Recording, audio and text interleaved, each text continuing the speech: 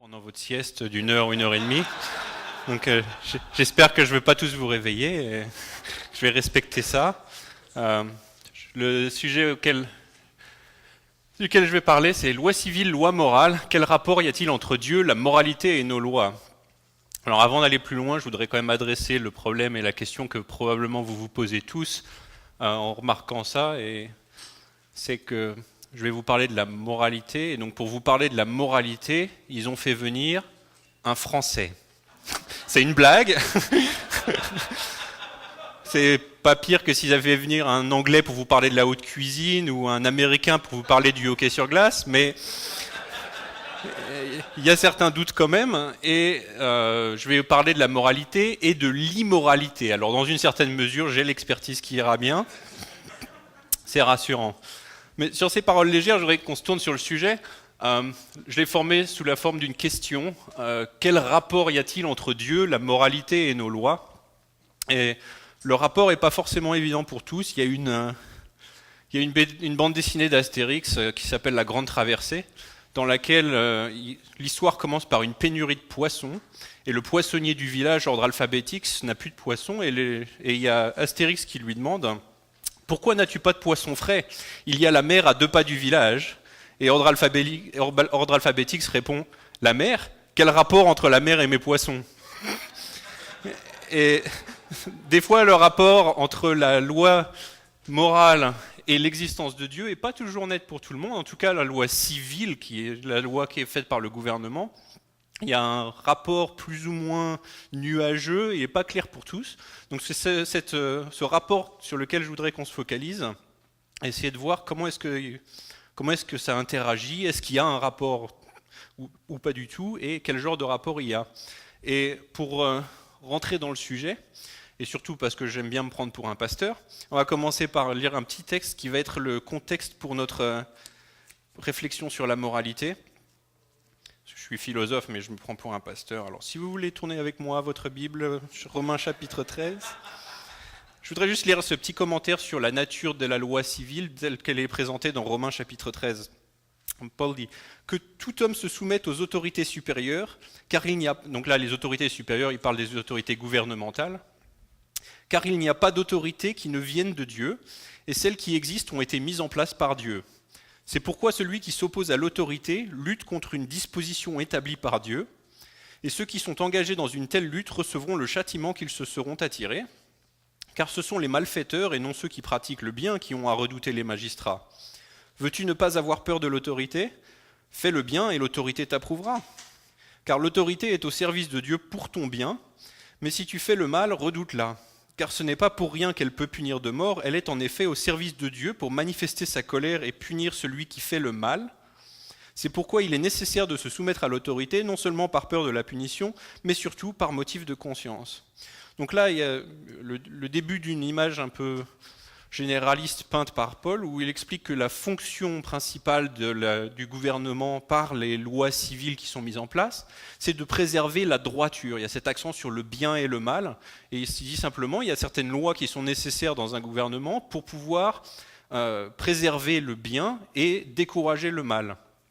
Et la grosse question qui est fondamentale sur ce sujet-là, qui anime beaucoup de débats et de controverses, c'est la question de savoir cette droiture, ce bien et ce mal qui sont définis par les lois. Est-ce qu'il s'agit d'un bien et d'un mal objectif ou bien subjectif ?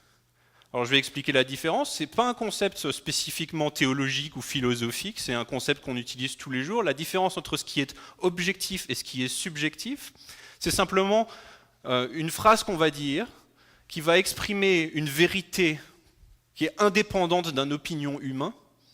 Ça, ce sera une vérité objective. Et puis, il y a certaines phrases qu'on prononce en tant qu'être humain qui n'expriment pas ce genre de fait objectif, mais qui expriment simplement une question de préférence personnelle. Donc une différence entre l'objectif et le subjectif, par exemple, ce serait la différence entre une phrase telle que « la Terre est ronde ».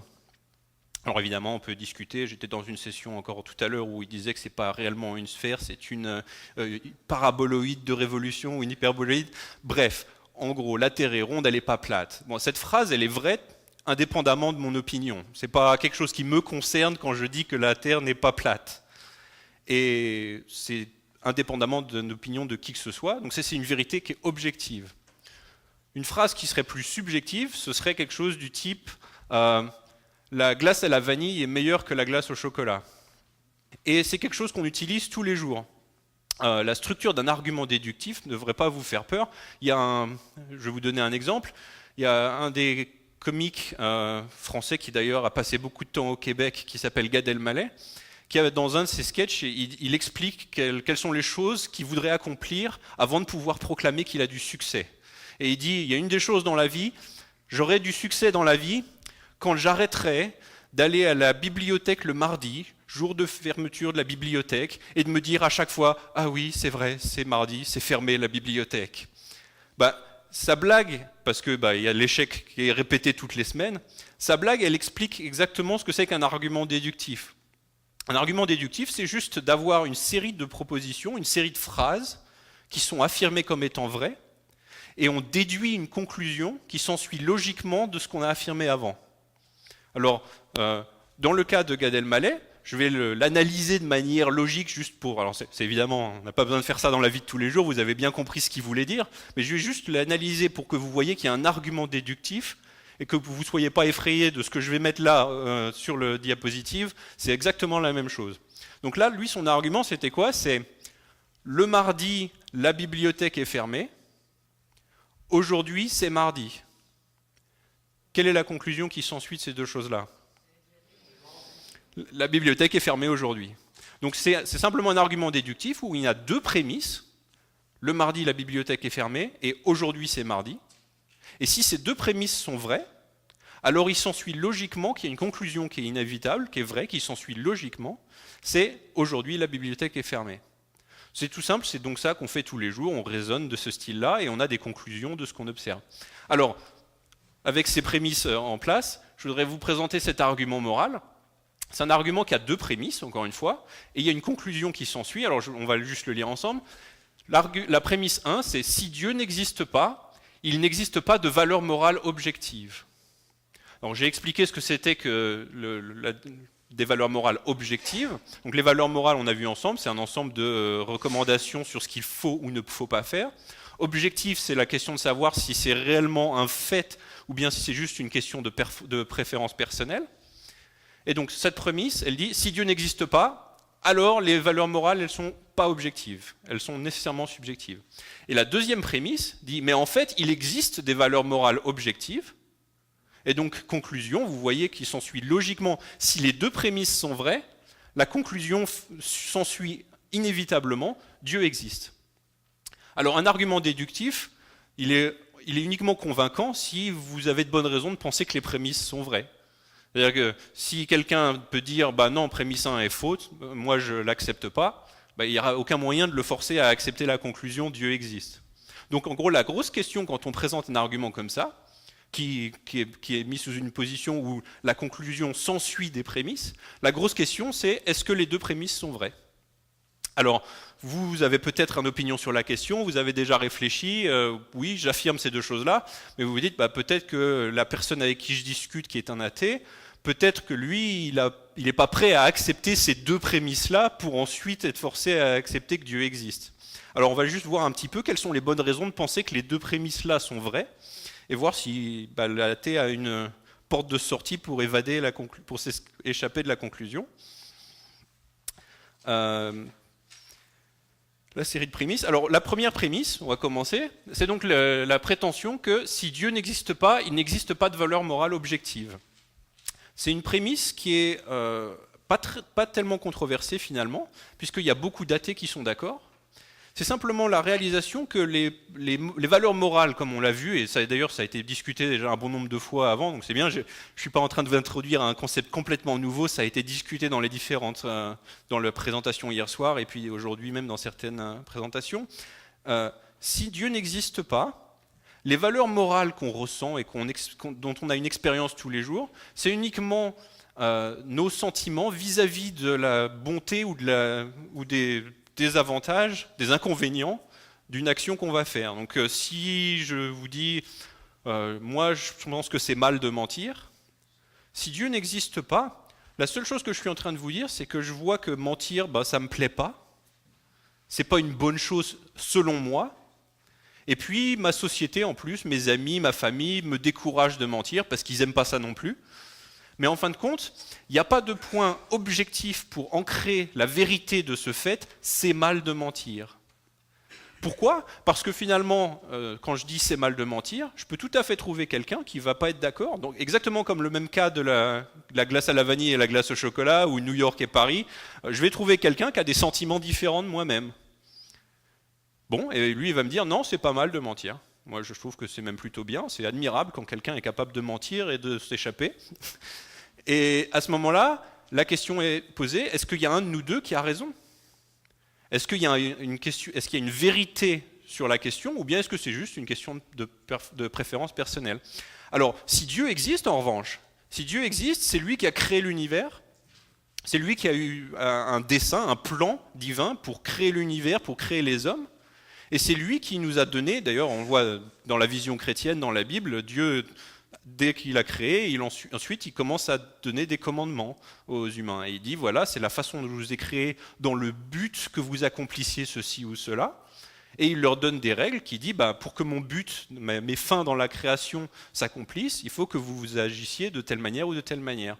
Donc si Dieu existe, c'est clair qu'il y a des commandements divins qui régulent un peu ce qu'on doit ou ne doit pas faire. Mais si Dieu n'existe pas, il n'y a pas de point de vue privilégié qui est au-dessus des cultures et des individus pour ancrer la vérité de ce qu'on doit ou ne doit pas faire. Donc, il y a beaucoup de personnes qui pourraient dire, bon d'accord, peut-être que Dieu n'existe pas et il n'y a pas de... On va dire qu'il n'y a pas de valeur morale que je peux annoncer qui soit universelle pour absolument tout le monde, mais quand même on a des cultures, on a une communauté, ma famille est d'accord avec moi, il n'y a personne dans la salle ici qui pense que c'est bien d'assassiner son voisin, donc on a une majorité ici qui est d'accord que c'est mal de tuer son voisin. Mais le problème c'est que là on a juste déplacé la question de l'objectivité, on l'a déplacé de l'individu, mes préférences personnelles, on l'a déplacé dans la communauté. Mais la communauté, elle ne peut pas ancrer l'objectivité de cette valeur non plus, parce qu'à ce moment-là, on va voir la communauté des voisins, et eux, peut-être, ils vont avoir une opinion différente. Donc, et bon, là, je prends un cas extrême du meurtre, parce qu'on a l'impression, mais oui, mais évidemment, tout le monde est d'accord, mais détrompez-vous. Il y avait toute une société nazie qui était tout à fait d'accord que c'était pas mal du tout de tuer des juifs. C'est mal de tuer son prochain peut-être, mais les juifs sont pas notre prochain, c'est la sale race, c'était l'idéologie nazie. Alors là, quand on le prend au niveau des cultures, on voit de manière très claire qu'il y a un désaccord sur la moralité d'une action, et qu'il y a deux cultures qui sont pas d'accord, donc c'est plus des individus, là c'est complètement la culture. Et à ce moment-là, il faut poser la question, qui a raison ? Si Dieu n'existe pas, il n'est pas au-dessus des cultures, pour ancrer de manière objective la vérité de ce qu'on doit et ne doit pas faire, et donc on se retrouve avec simplement des réalisations subjectives de ce qui nous plaît ou de ce qui ne nous plaît pas. Donc j'ai pris le cas des nazis, mais c'est intéressant parce que dans l'histoire, après la défaite des nazis, il s'est tenu ce qui s'est appelé le procès de Nuremberg. Et le procès de Nuremberg, c'est simplement l'attaque en justice des crimes contre l'humanité qui ont été commis par les nazis. Et là, si on s'engage dans cette procédure pour criminaliser leur comportement et pour le pénaliser après la guerre, on présuppose clairement qu'on avait raison et qu'ils avaient tort.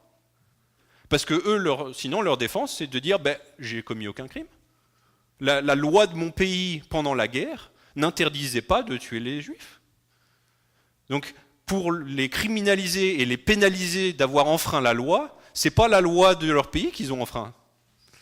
On présuppose qu'il y a une autre loi qui fait valeur, même quand la loi d'un pays a tort et qu'elle est au-dessus des pays, et donc on présuppose qu'elle est objective et elle ne peut être ancrée qu'en Dieu.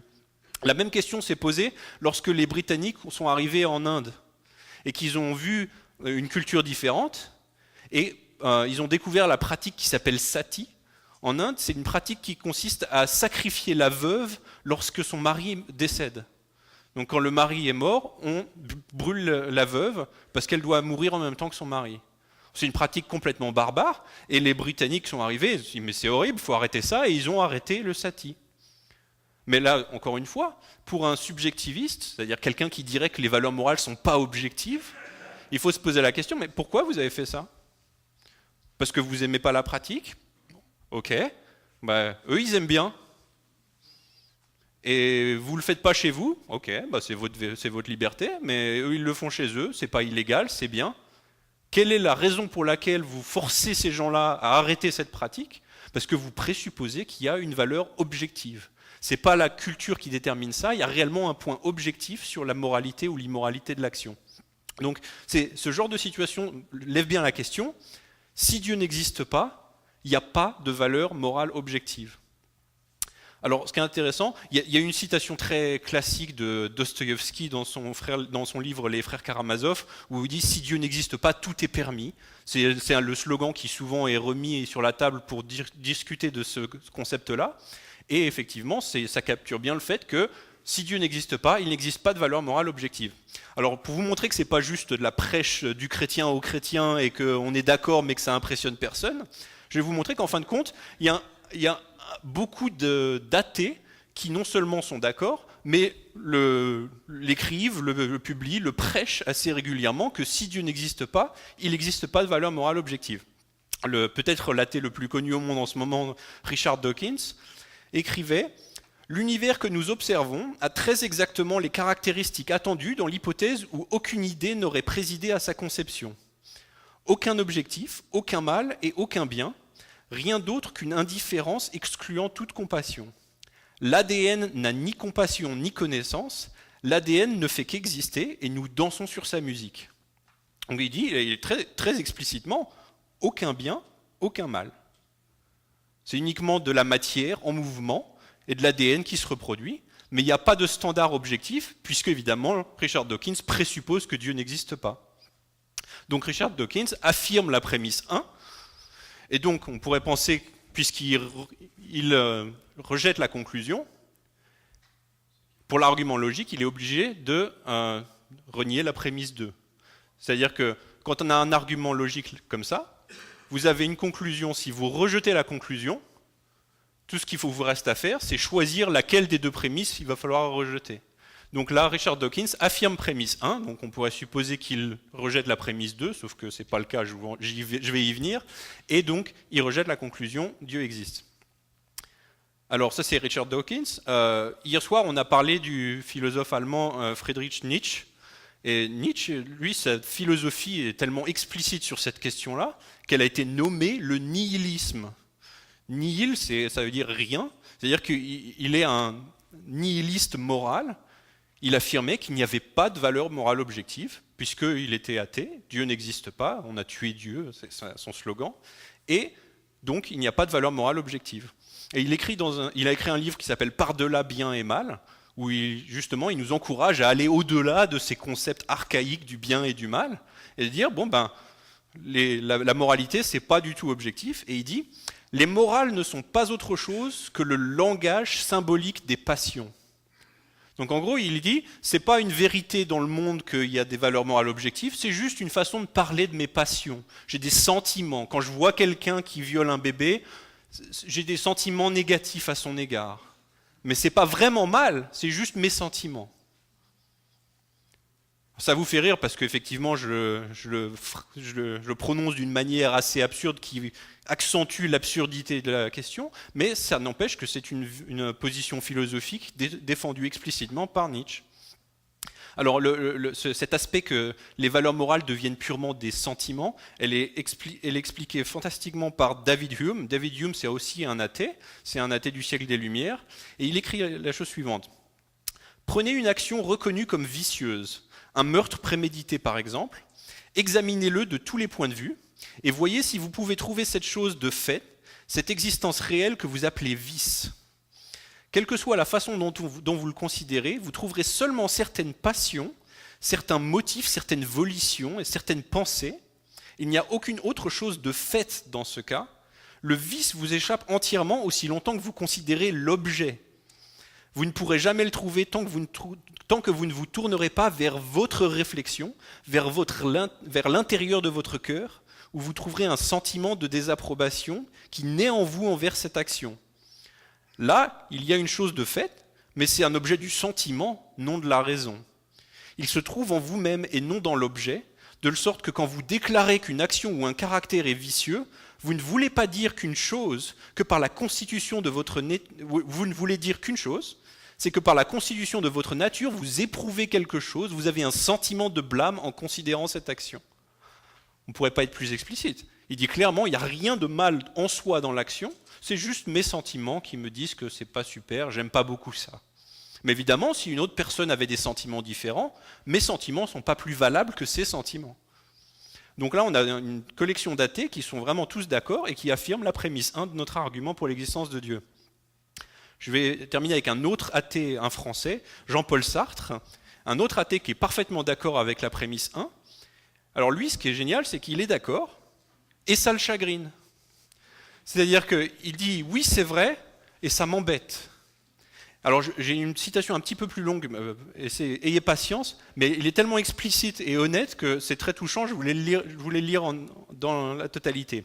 Il dit ça, donc l'existentialiste, donc là c'est pour faire parler de sa philosophie qui présuppose la non-existence de Dieu. Donc il y a plus que l'athéisme dans son existentialisme, mais au moins il y a le déni de l'existence de Dieu.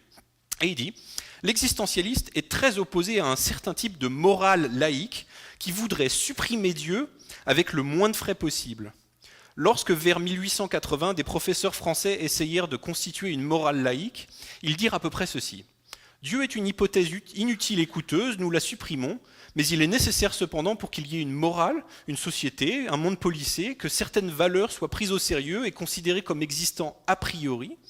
Il faut qu'il soit obligatoire a priori d'être honnête, de ne pas mentir, de ne pas battre sa femme, de faire des enfants, etc., etc.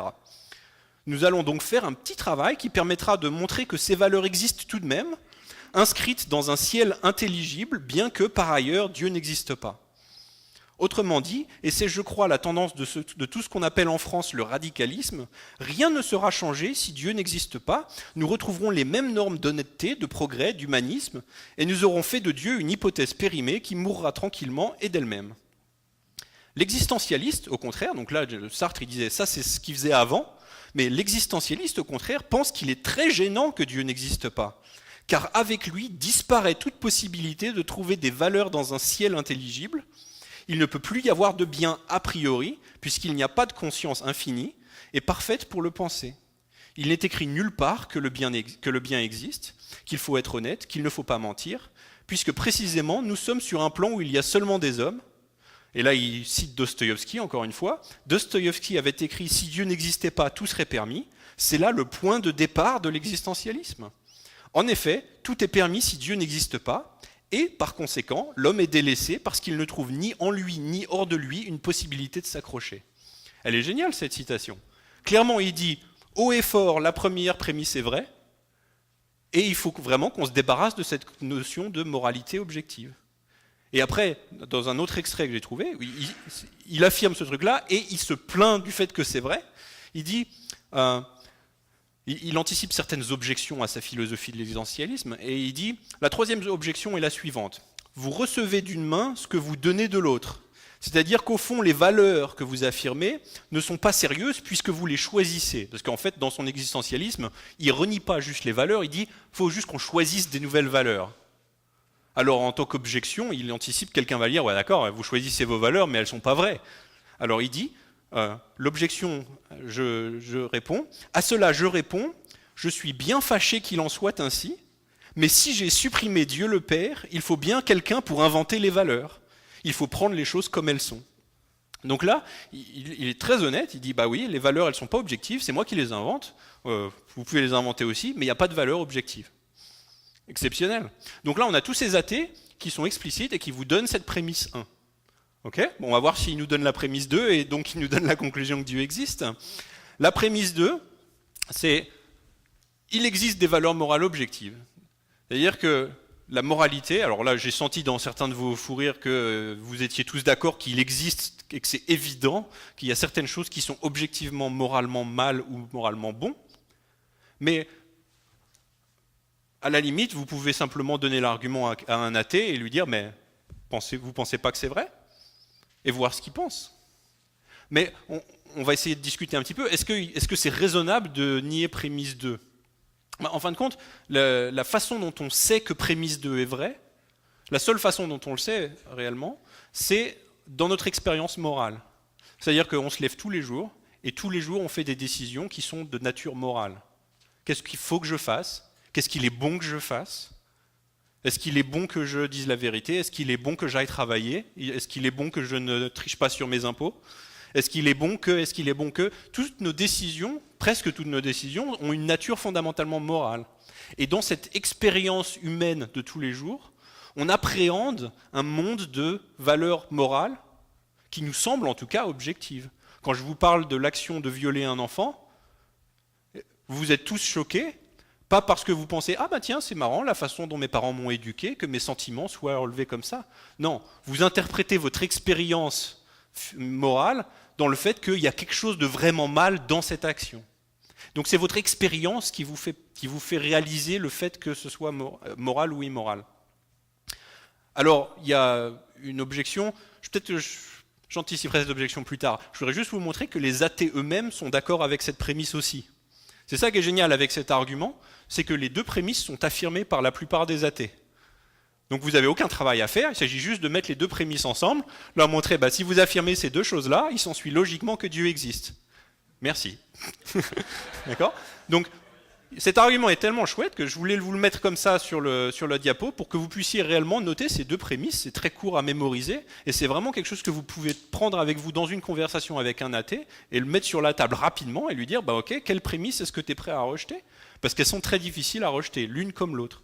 Et donc la deuxième, comme je vous le disais, les mêmes athées en question affirment ce truc-là, alors pas forcément explicitement, parce que des fois ils réalisent bien qu'il y a une contradiction quand même, mais des fois ils l'affirment implicitement par leurs actions ou les choses qu'ils écrivent sans faire attention. Richard Dawkins, qui est très explicitement nié la première prémisse, c'est un moralisateur insatiable. Il passe son temps à nous dire que la religion c'est mal, que l'intolérance religieuse c'est mal, qu'il ne faut pas enseigner autre chose que l'évolution à l'école, c'est mal. C'est mal selon qui, Richard ? Qui est-ce qui te dit que c'est mal ? Parce que t'aimes pas ça ? Ok, moi j'aime bien. Comment on nous départage ?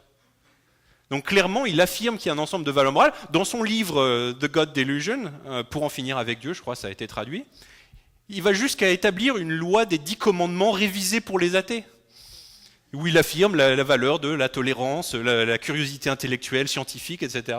Il écrit 10 commandements. Clairement, c'est un moralisateur insatiable. Et là, j'ai envie de lui dire, mais Dieu le bénisse. Oui, c'est bien d'être un moralisateur, d'affirmer qu'il y a des valeurs morales. Mais donc, s'il est cohérent, il affirme la prémisse 2 par ses actions, il affirme la prémisse 1 par ses écritures, il est obligé de conclure que Dieu existe. Nietzsche, qui affirmait le nihilisme, quand on lit ses écrits, Nietzsche, il y a des phrases où on sent bien qu'il est en train de trébucher et il se rattrape de justesse. Oh là, non, j'ai pas dit ça. Parce qu'en fin de compte, il fait des jugements moraux juste après avoir dit non, il n'y a pas de jugements moraux. Il dit, contrairement au laisser-aller, toute morale est une tyrannie qui s'exerce contre la nature et aussi contre la raison. Et puis juste derrière, il dit, ceci n'est pas une objection contre elle, car seules quelques morales permettraient de décréter l'interdiction de toute espèce de tyrannie et de déraison. Donc il est en train de dire, c'est une tyrannie et une déraison de nous dire qu'il y a des choses, qu'il y a une morale, et puis il est en train de dire, oui, mais c'est pas forcément un problème, la tyrannie et la déraison, j'ai rien contre ça. Donc en gros, il affirme quelque chose de mal. C'est très difficile, en fin de compte, d'éviter la contradiction évidente qui consiste à dire c'est mal de dire que quelque chose est mal. Oui, et si je dis c'est mal de dire que quelque chose est mal, je suis en train de dire que ce que je suis en train de faire, c'est mal. Et donc, on les voit trébucher sur ces problèmes-là parce que c'est inévitable d'affirmer des valeurs morales objectives.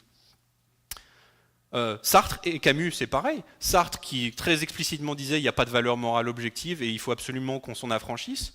Dans sa vie, dans l'histoire, il y a eu ce conflit qu'il a eu avec Camus, qui a été un conflit assez vicieux, sur la question de l'URSS et du communisme. Parce que Sartre était commis au communisme et il utilisait le modèle de l'URSS pour critiquer le gouvernement français.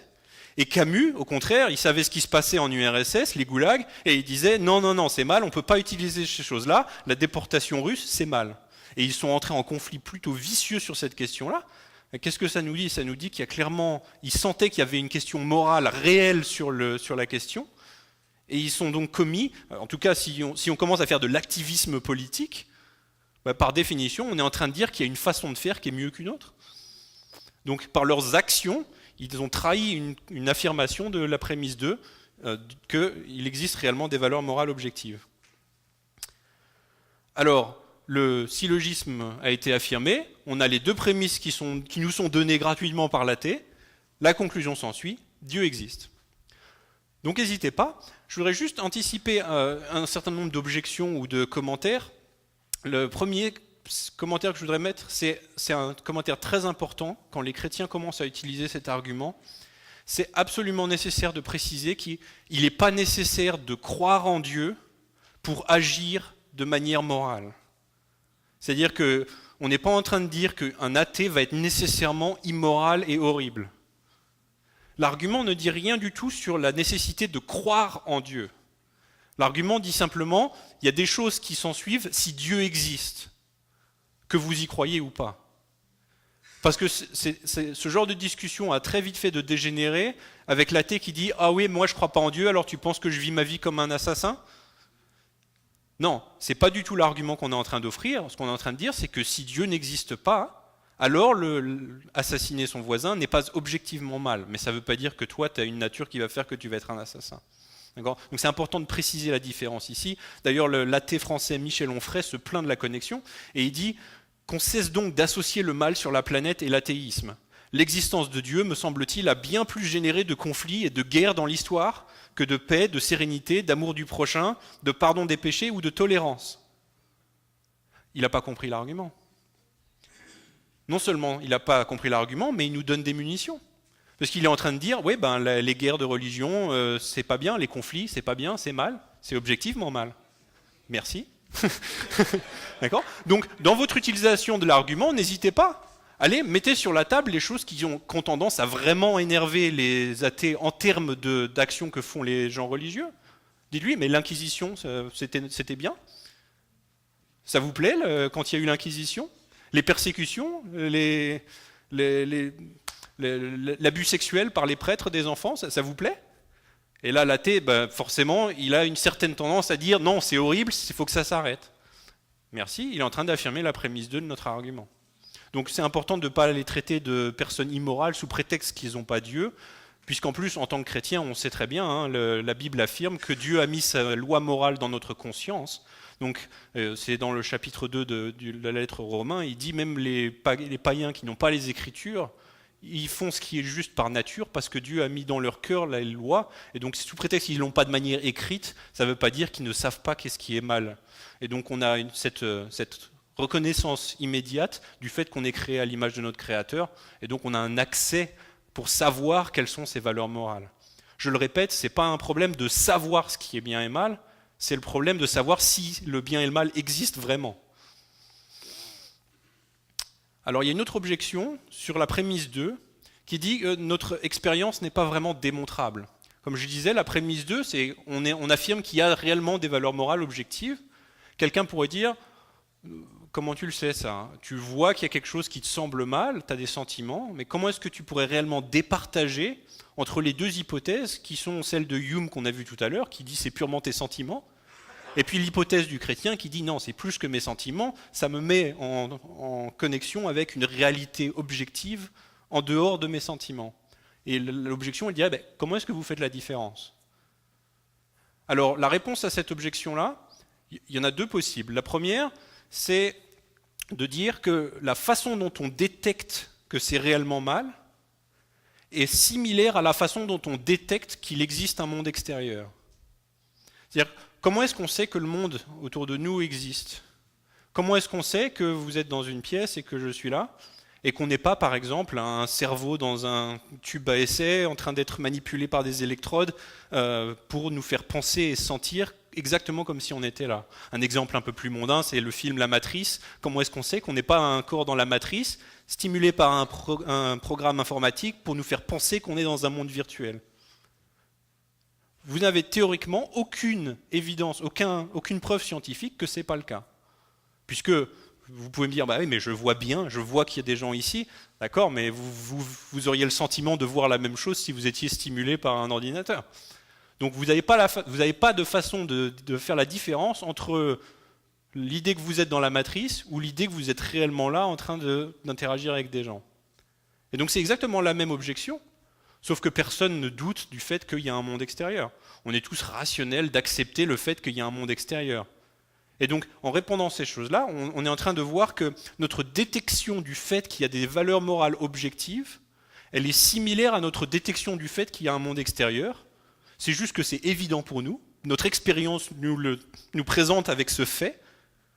Et même si on ne peut pas le démontrer logiquement, on est rationnel de l'accepter tant qu'on n'a pas de raison de le douter.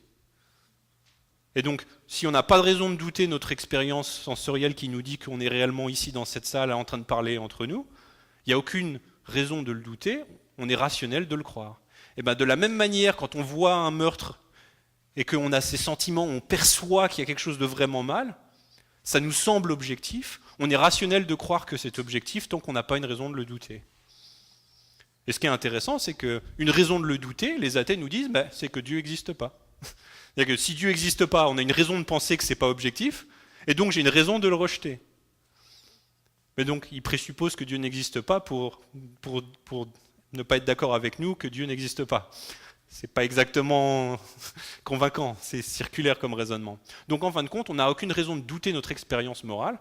Et la deuxième réponse, qui est peut-être un petit peu moins détaillée, vous n'êtes pas obligé de rentrer dans des considérations de savants fous avec les électrodes, c'est simplement dire, ok, peut-être je ne peux pas te donner un argument inévitable qui prouve que la prémisse 2 est vraie, peut-être, mais tout ce que je fais, modestement, c'est de poser la question, tu ne crois pas que c'est vrai ? Et je regarde la façon dont tu vis ta vie. Et je vois si tu l'affirmes. Et ce comme on l'a vu, c'est qu'avec tous les athées qui affirmaient que la prémisse 1 est vraie et qui rejettent la prémisse 2, leur vie témoigne qu'ils croient que la prémisse 2 est vraie. Et donc ce que vous verrez, en tout cas c'est mon expérience à discuter de cet argument avec des athées, c'est qu'à chaque fois, je n'ai pas besoin de les convaincre que la prémisse 2 est vraie. S'ils réfléchissent un petit peu, ils voient bien qu'ils vivent leur vie telle que si la prémisse 2 était vraie. Donc s'ils l'acceptent, la conclusion s'ensuit. Alors, c'est l'argument, combien de temps il nous reste ? Ok, on est bien. C'est l'argument pour l'existence de Dieu que je voulais vous donner, et donc vous pouvez réellement le prendre et l'emmener dans une conversation. Mais donc le sujet de notre conversation aujourd'hui, c'était la relation entre Dieu, les lois civiles et la loi morale. Et en fait, ce que je voudrais vous dire, c'est que cette compréhension des valeurs morales ancrées sur les commandements de Dieu, elle est essentielle pour nous pour comprendre quelle est la valeur ou quel est le but des lois civiles que le gouvernement va passer. Le gouvernement a des lois dans le code criminel. Alors encore une fois, je suis le français de service ici, je découvre un peu vos lois, vos différentes traditions. Je ne suis pas forcément au fait de comment marche le gouvernement québécois, mais je suppose qu'il y a dans le code civil ou dans le code criminel ici l'interdiction de commettre un meurtre. Bon, c'est clairement le gouvernement qui dit c'est mal de commettre un meurtre et on va pénaliser toute personne qui enfreint cette loi. Mais ce qu'il faut faire, c'est réaliser que ce genre de commandements gouvernementaux ou légaux, ce qu'il faut, en tout cas pour un chrétien, c'est dire, ok, il y a un ensemble de lois gouvernementales, qu'est-ce qu'elles doivent faire ? Elles doivent s'accorder avec les lois morales que Dieu ancre dans ses commandements. C'est-à-dire que si c'est vrai qu'il y a une vérité sur la moralité ou pas de certaines actions, c'est-à-dire que s'il est réellement vrai qu'il est mal de tuer quelqu'un, quand on va venir et inventer une loi humaine pour obliger les gens à agir d'une certaine manière, il faut que la loi s'accorde avec ce qu'on sait être vrai sur la moralité de l'affaire. Et donc les lois civiles d'un gouvernement doivent suivre les commandements de Dieu, finalement, dans ce sens-là, les commandements de Dieu qui ancrent la moralité humaine. Alors tout de suite, il y a plusieurs questions qui peuvent se poser. Les lois civiles doivent suivre le commandement de Dieu. Ça ne veut pas dire qu'on fait... Bon, d'abord, il y a des gens qui disent c'est mal de légiférer la moralité. Je ne sais pas si vous avez déjà entendu ce slogan, on ne peut pas légiférer la moralité. Alors la première chose à dire, c'est que s'il dit que c'est mal de légiférer la moralité, il est en train de faire un jugement moral. Et la deuxième chose, c'est si on ne légifère pas la moralité, qu'est-ce qu'on légifère? L'immoralité? On va forcer les gens à agir immoralement? Non. Donc toute loi, nécessairement, c'est une prescription pour dire il faut faire ça, il ne faut pas faire ça. C'est de la moralité. Donc cette première objection est vraiment naïve, c'est vraiment qu'un slogan qu'on peut rejeter tout de suite. Mais il y a une modération qu'il faut apporter quand même, c'est qu'on ne fait pas des lois sur toute la moralité. D'accord ? Sous prétexte que la moralité est ancrée en Dieu et qu'on fait des lois sur la moralité, ça ne veut pas dire qu'on va mettre des lois dans le code civil contre tout ce qui est immoral, même objectivement. Hein. Donc tout ce qui est objectivement immoral, on ne va pas faire des lois pour tout ça. Je ne sais pas pour vous, mais ça m'arrange que ce ne soit pas criminel de mentir.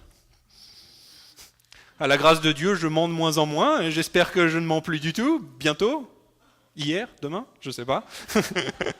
Mais ce n'est pas le genre de choses qu'on va criminaliser.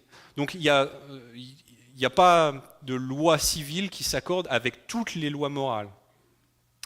De la même manière, oui, si vous prenez encore plus trivial que le mensonge, on ne va pas criminaliser l'égoïsme. Je ne sais pas pour vous, peut-être que vous mentez plus du tout, mais être égoïste, c'est quand même quelque chose qu'on a du mal à éviter, même en tant que chrétien, avec la grâce de Dieu, l'Esprit Saint. Dans quelle mesure on n'est pas égoïste ? Être égoïste, est-ce que c'est mal ? Oui. Est-ce que c'est objectivement mal ? Oui. Est-ce qu'on va mettre une loi gouvernementale qui l'interdit ? Not so much. Donc la loi doit être en accord avec la loi civile doit être en accord avec la loi morale, mais pas avec toutes les lois morales. Sinon, on aurait une certaine surpopulation carcérale. Du coup, quelles sont les lois qu'on va criminaliser ou pas ? Quelles sont les lois qu'on va codifier en accord avec certaines lois morales ? Là, je n'ai pas d'expertise à vous apporter sur la question, très sincèrement. Comment est-ce qu'on fait la différence entre le meurtre qui mérite une loi civile et le mensonge qui n'en mérite pas ? Je pense qu'il y a un certain nombre de décisions à prendre en communauté, et c'est le processus démocratique, ça a une certaine valeur, c'est de réaliser, qu'est-ce qui réellement mérite d'être codifié dans notre loi pour servir le but de la communauté. Là, je n'ai pas d'informations pratiques. Tout ce que je suis en train de dire, c'est qu'on a d'un côté, pas toute l'immoralité est illégale, et aussi, juste un petit commentaire, pas toutes les lois sont nécessairement morales. C'est-à-dire qu'il y a des choses on va choisir des lois qui sont a priori arbitraires, c'est purement parce que c'est pratique. Un exemple d'une telle chose, ce serait est-ce qu'on roule à droite ou est-ce qu'on roule à gauche dans votre pays ? Cette question-là, avant qu'on les deux, très bien,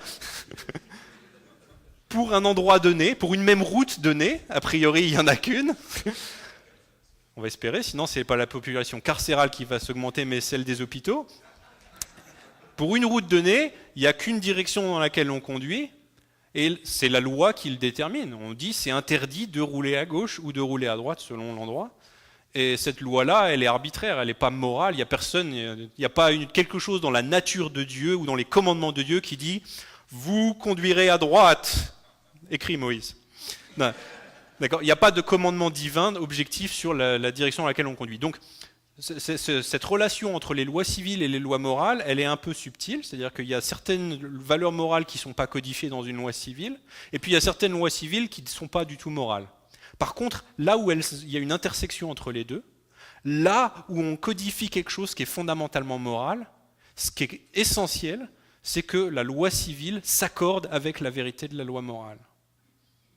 Donc notre boulot à nous, c'est de détecter quand est-ce qu'il y a réellement un composant moral, et c'est la plupart du temps, quel est le fait de la moralité de cette action, et alors on va codifier la loi civile en suivant la loi morale.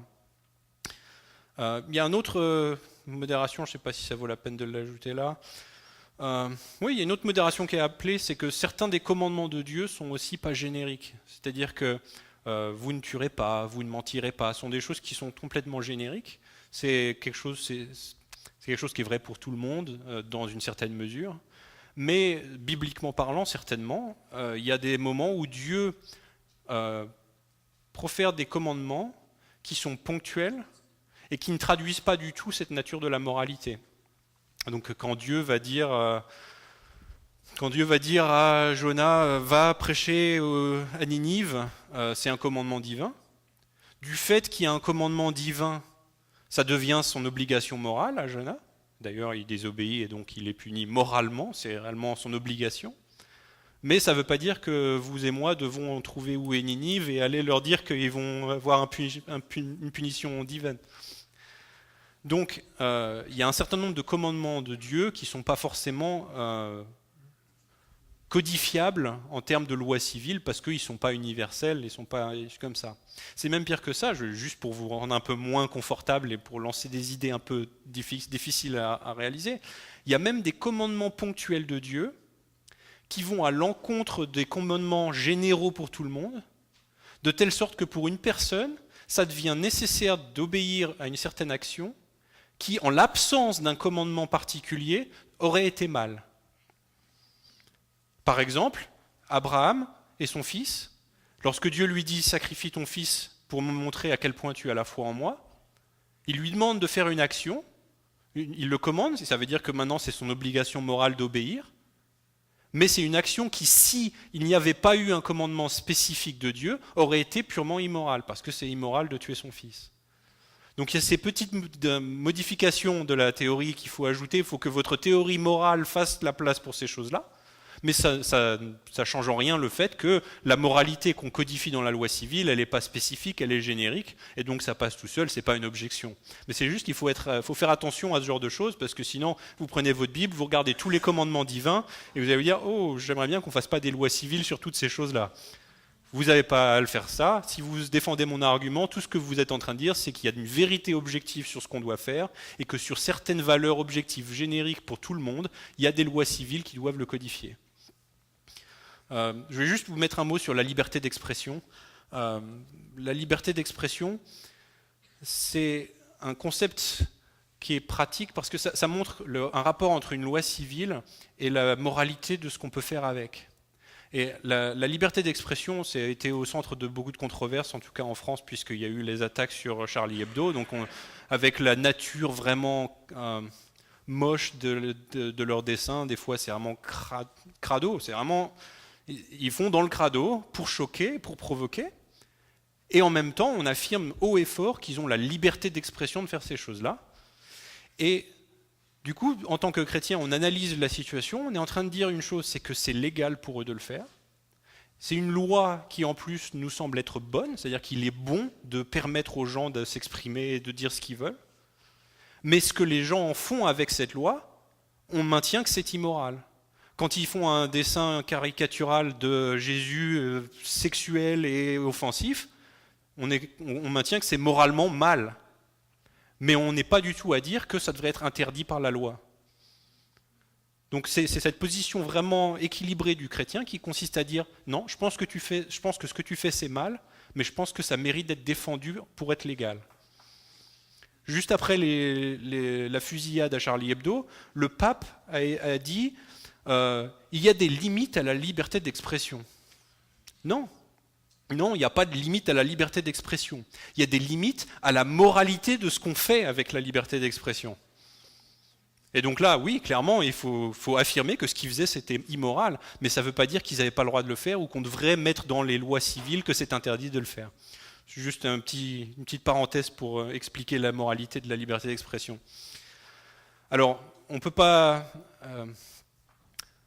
mettre dans la loi civile toutes les choses qu'on pense être immorales, et pour une bonne raison, c'est qu'on ne peut pas légiférer la religion. En tant que chrétien, on est convaincu que croire en Jésus, ce n'est pas juste une bonne chose à faire, c'est notre devoir. Obéir à Jésus, suivre ses commandements, c'est à la fois une invitation, c'est cette invitation fantastique de l'Évangile qui consiste à dire, annoncer une bonne nouvelle, que le salut est disponible en Jésus-Christ, mais c'est plus qu'une bonne nouvelle, c'est un commandement. Jésus, dans l'Évangile de Marc, il commence sa prêche en disant « Repentez-vous, le royaume de Dieu est proche ». Repentez-vous, ça m'a l'air fortement d'être un commandement. Donc il y a tout un ensemble de commandements religieux qui fixent la moralité de ces choses-là, et on ne veut absolument pas que ces choses se retrouvent dans les lois civiles. Je ne veux absolument pas d'un gouvernement qui va me commander quelle est ma religion. toute façon, en tant que chrétien, on ne peut pas faire un chrétien. C'est pas à nous de faire des chrétiens en leur commandant de le faire. Tout ce qu'on fait, c'est qu'on projette, on proclame le message, mais on ne peut pas changer les cœurs. Un chrétien, c'est pas juste quelqu'un qui va à l'église le dimanche matin parce qu'on le force. Ça, c'est peut-être un enfant de chrétien, mais c'est pas un chrétien.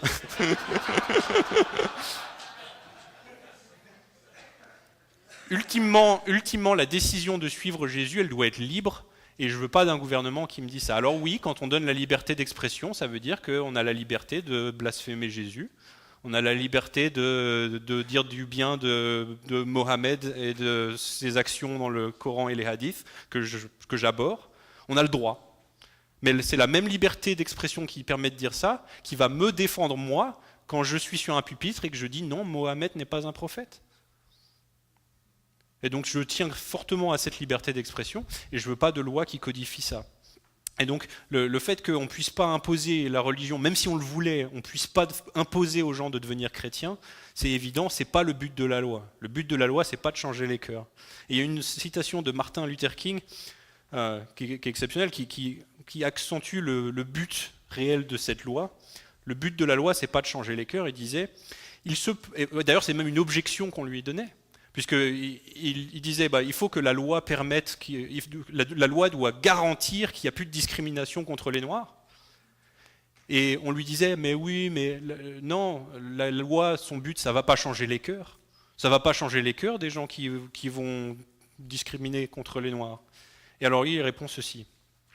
Il se peut que la loi ne change pas les cœurs, mais elle peut restreindre ceux qui n'ont pas de cœur.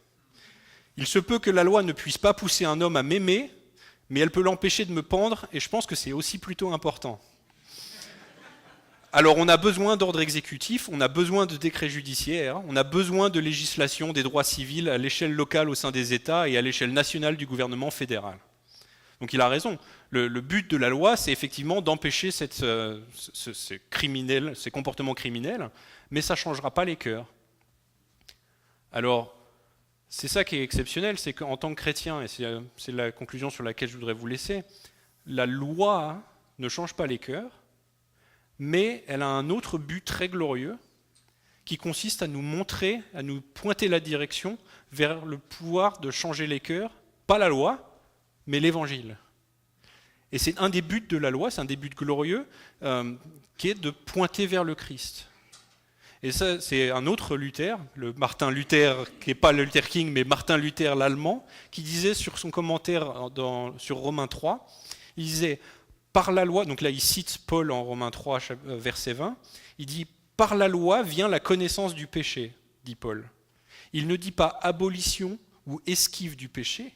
Le dessein complet et la puissance de la loi est juste de donner la connaissance, et celle de rien d'autre que le péché, pas pour exhiber ou conférer un pouvoir quelconque. Par les prescriptions de la loi, l'homme est commandé et enseigné non pas ce qu'il peut faire, mais ce qu'il doit faire. C'est-à-dire qu'il puisse connaître son péché, et non pas qu'il croie avoir une force quelconque. Ultimement, la loi nous dit une chose et une chose unique, on n'a pas les moyens de l'obéir. Et donc la loi de Dieu, son but, selon Paul, selon Martin Luther, c'est que la loi nous montre qu'on a failli, nous montre notre culpabilité. Et comme je l'expliquais hier soir, la solution pour la culpabilité, ce n'est pas le reni, c'est le pardon.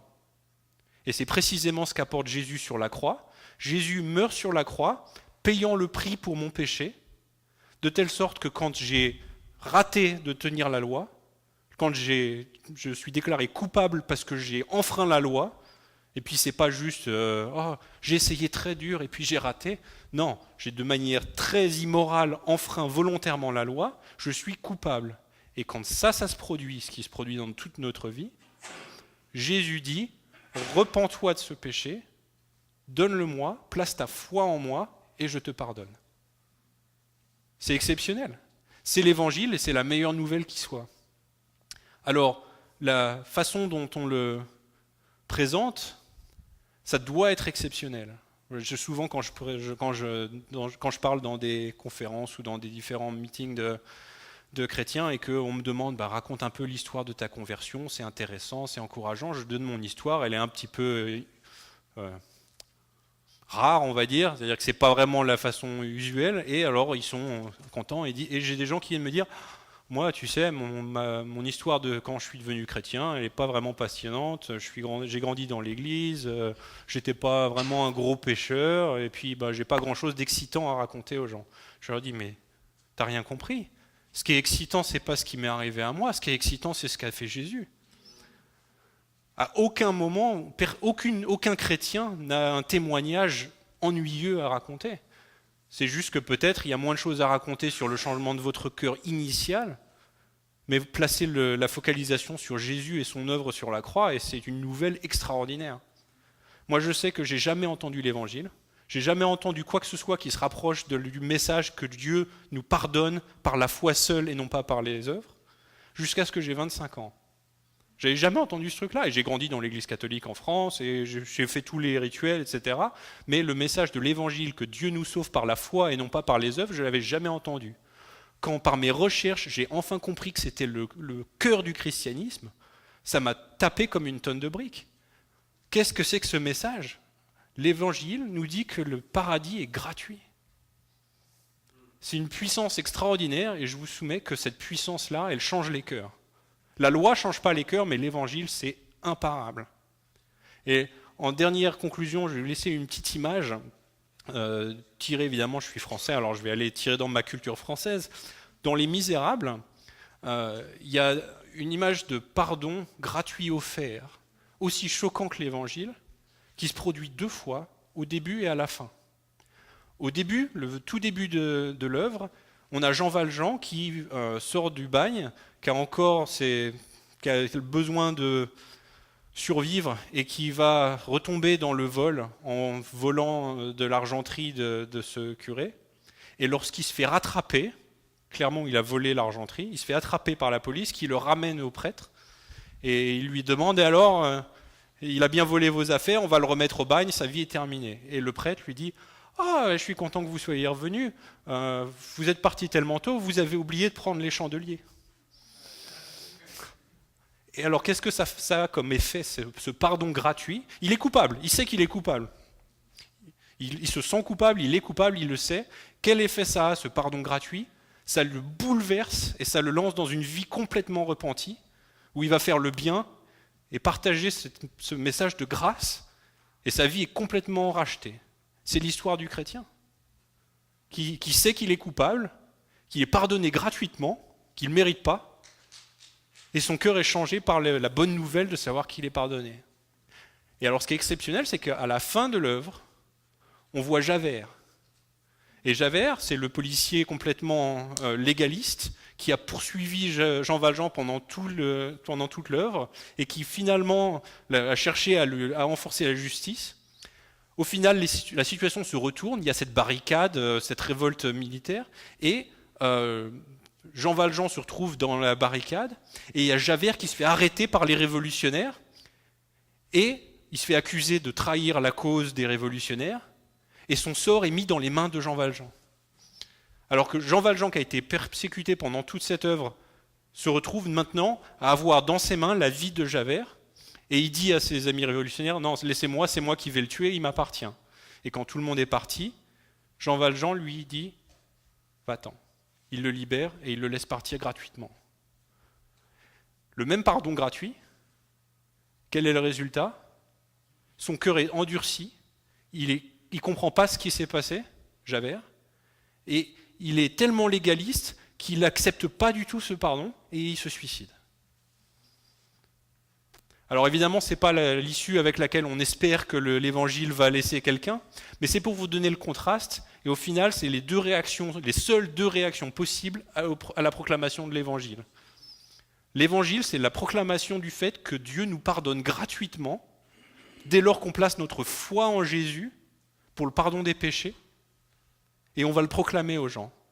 Et ils répondent d'une manière ou d'une autre, ils disent « c'est la meilleure nouvelle que j'ai jamais entendue, merci Dieu, je reçois cette nouvelle, sauve-moi, fais de moi un de ton fils, et je vais proclamer cette bonne nouvelle à tout le monde pour qu'il l'entende. » L'autre, c'est de dire « non, j'accepte pas ça, c'est illégal, c'est mal, je peux pas, et je continue ma vie et je m'endurcis. » Ultimement, quelle est la réponse qui est donnée par votre interlocuteur? C'est pas entre vos mains, c'est purement dans les mains du Saint-Esprit. Mais on a vraiment un pouvoir exceptionnel, simplement dans le fait qu'on proclame ce message qui change des vies.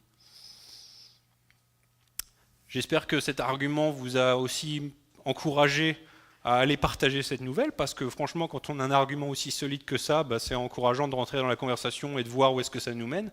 Mais ultimement, la loi morale qu'on défend par cet argument-là, le but, c'est pas de changer le cœur, le but, c'est de montrer à la personne qu'elle l'a enfreinte, la loi morale. Elle l'a enfreinte et elle a besoin du pardon, et le pardon se trouve en Jésus. Seigneur, je te remercie pour la révélation de ton Fils qui nous a tellement aimés qu'il est mort sur la croix pour nos péchés. Une nouvelle qui est tellement bonne, tu l'appelles la bonne nouvelle et on peut même pas l'apprécier tellement elle est bonne. Je te demande que par ton Esprit Saint, tu nous changes nos cœurs, tu nous motives une fois de plus à aller proclamer cette bonne nouvelle, Seigneur, que tu nous commandes d'aller la proclamer. Je te demande de changer les cœurs de tout le monde dans cette salle, Seigneur, qu'on ait le courage d'aller ouvrir ces questions-là, de les partager avec quelqu'un qui ne croit pas que Dieu existe, quelqu'un qui peut-être va réagir de manière négative, Seigneur.